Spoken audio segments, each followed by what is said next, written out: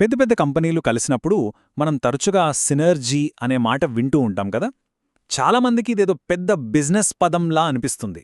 కానీ ఒక $1 బిలియన్ ఒప్పందం విజయవంతం అవ్వాలంటే ఈ సినర్జీనే అసలైన సీక్రెట్ ఇంగ్రీడియంట్. సో ఈరోజు మనం ఆ విజయం వెనకున్న బ్లూప్రింట్ ఏంటో లోతుగా చూద్దాం. ఒక్కసారి ఆలోచించండి. ఆల్రెడీ బిలియన్ల కొద్ది విలువ చేసే రెండు పెద్ద కంపెనీలు ఎందుకు కలవాలి అనుకుంటాయి? అంత అవసరమేమొచ్చింది? దీని వెనకున్న అసలు కారణమేంటి? ఆ ప్రశ్నకు సమాధానమే సినర్జీ. సింపుల్గా చెప్పాలంటే 1+1 కాదు, 3 లేదా 4 అవ్వడం. ఈ స్లైడ్లో ఉన్న కేక్ ఉదాహరణ చూడండి. పిండి, చక్కెర, గుడ్లు విడివిడిగా వాటికే విలువైనవి. కాని అవన్నీ కలిపి కేక్ చేస్తే దాని విలువ ఇంకా ఎక్కువ. కంపెనీల విలీనంలో కూడా జరిగే మ్యాజిక్ ఇదే. సరే, బావుంది. ఈ అదనపు విలువను కంపెనీలు ఎలా సృష్టిస్తాయి?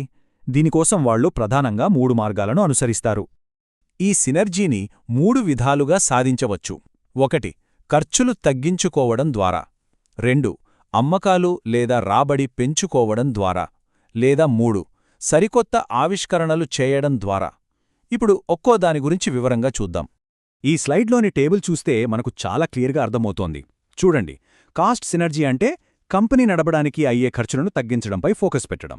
రెవెన్యూ సినర్జీ పేర్లోనే ఉంది కదా, ఆదాయాన్ని పెంచుకోవడం. ఇక ఇన్నోవేషన్ సినర్జీ అంటే భవిష్యత్తు కోసం కొత్త ప్రోడక్ట్స్ లేదా టెక్నాలజీని అభివృద్ధి చేయడం. వాటి లక్ష్యాలు వేరేనా, చివరికన్నీ కలిసి కంపెనీ విలువను పెంచుతాయి. ఇప్పుడు కాస్ట్ సినర్జీని కొంచెం డీటెయిల్డ్గా చూద్దాం. డబ్బు ఎక్కడ ఆదా చేయొచ్చనేదే ఇక్కడ ముఖ్యం. ఉదాహరణకు 2 కంపెనీలు కలిసి ముడిసరుకులు బల్క్గా కొంటే మంచి డిస్కౌంట్ వస్తోంది. అలాగే 2 కంపెనీల్లో ఉన్న హెచ్ఆర్, ఫైనాన్స్ లాంటి డిపార్ట్మెంట్లను కలిపి ఒకటిగా మార్చడం ద్వారానూ ఖర్చు బాగా తగ్గుతుంది.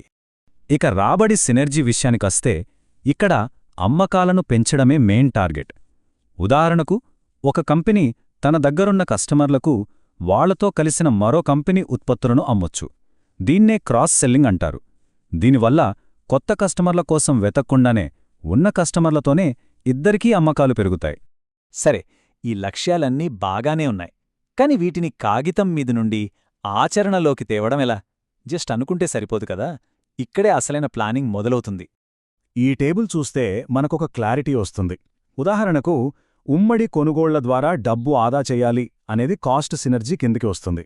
అలాగే 2 సేల్స్ టీములను కలిపి కొత్త మార్కెట్లోకి వెళ్లాలి అనేది రాబడి సినర్జీ. ఇలా ప్రతి లక్ష్యాన్ని స్పష్టంగా వర్గీకరించి ఒక పక్కా ప్లాన్ని రెడీ చేసుకుంటారు. ఈ పక్కా ప్లాన్ను అమలు చేయడానికి ఒక రోడ్ మ్యాప్ కావాలి. ఇది మొత్తం ప్రక్రియకు దారి చూపే ఒక టైం లైన్ లాంటిది. అంటే అడుగడుగునా ఏం చెయ్యాలో చెప్పే ఒక గైడ్ అన్నమాట. ఈ రోడ్ మ్యాప్లో సాధారణంగా 4 ముఖ్యమైన దశలుంటాయి. ఫేజ్ 1 అసలు ఎక్కడెక్కడ సినర్జీ అవకాశాలున్నాయో గుర్తించడం. ఫేజ్ 2 ఆ ప్లాన్లను నిజంగా అమలు చేయడం. ఫేజ్ 3 అనుకున్న ఫలితాలు వస్తున్నాయో లేదో చూసుకోవడం. ఇక చివరిగా ఫేజ్ 4 విజయవంతమైన పద్ధతులను కంపెనీ మొత్తం పాటిస్తూ ఇంకా మెరుగ్గా చేయడం. ప్లాన్ వేయడం ఎంత ముఖ్యమో, అది సరిగ్గా అమలవుతోందో లేదో ఎప్పటికప్పుడు చెక్ చేసుకోవడం కూడా అంతే ముఖ్యం. మాటలతో కాదు, నంబర్లతో మాట్లాడాలి. ఇక్కడే డేటా కీలక పాత్ర పోషిస్తుంది.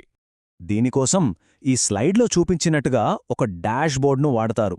ఎంత ఖర్చు ఆదా చేశాం, ఎంత అదనపు రాబడి వచ్చింది, మార్కెట్ వాటా పెరిగిందా, ఇలాంటి ముఖ్యమైన కొలమానాలను అంటే కీ పర్ఫార్మెన్స్ ఇండికేటర్స్ లేదా కేపీఐస్ను ప్రతి నెల లేదా ప్రతి 3 నెలలకి ఒకసారి ట్రాక్ చేస్తారు. అప్పుడే ప్లాన్ సరైన దారిలో వెళ్తుందో లేదో తెలుస్తుంది. ఇవి కేవలం గాలిలో వేసిన అంచనాలు కాదు. ఉదాహరణకు ఖర్చులో 15% ఆదా సాధించాలి అనేది ఒక ఖచ్చితమైన ఆర్థిక లక్ష్యం. ప్రతి రూపాయికి లెక్క ఉంటుంది. మరి ఈ లక్ష్యాలను ఎవరు సాధిస్తారు? దీనికోసమే ఒక ప్రత్యేకమైన కమిటీ ఉంటుంది. వాళ్లు రెగ్యులర్గా పురోగతిని సమీక్షిస్తూ ప్రతి టీంను జవాబుదారీగా ఉంచుతారు. అప్పుడే అందరూ బాధ్యతగా పనిచేస్తారు. ఇదంతా చూశాక ఈ మొత్తం ప్రక్రియ విజయవంతం కావాలంటే సమాధానం దొరకాల్సిన ఒకే ఒక్క ప్రశ్న మిగిలిగుంది. అదే $1 బిలియన్ ప్రశ్న. అదే మనం పెట్టుకున్న ఈ సినర్జీ లక్ష్యాలు నిజంగా సాధించగలమా? వాటిని నంబర్లలో కొలవగలమా? అన్నింటికన్నా ముఖ్యంగా ఇవన్నీ కంపెనీ భవిష్యత్తుకు సరిపోతాయా? ఈ ప్రశ్నలకు అవును అని స్పష్టమైన సమాధానం దొరికినప్పుడే ఏ విలీనమైనా నిజంగా విజయవంతమవుతుంది. లేదంటే ఎంత పెద్ద డీలైనా ఫెయిల్ అవ్వచ్చు. ఆలోచించండి.